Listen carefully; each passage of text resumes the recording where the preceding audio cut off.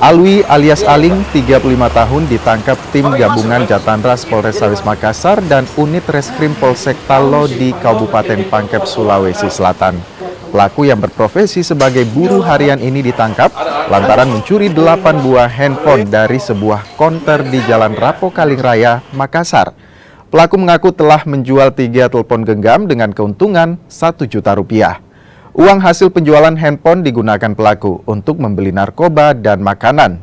Atas aksinya, pelaku terancam hukuman 4 tahun penjara.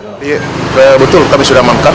Jadi berkat adanya bantuan dari CCTV, sehingga kami dapat mengidentifikasi pelakunya, dan tidak cukup 1-2 jam kami berhasil mengamankan pelaku di Kabupaten Pangkep. Dan kalau ini si pelaku ini alasannya sampai mencuri apa? Alasannya dia gunakan uang hasil curiannya itu untuk berpoya-poya, termasuk dengan mengkonsumsi narkoba.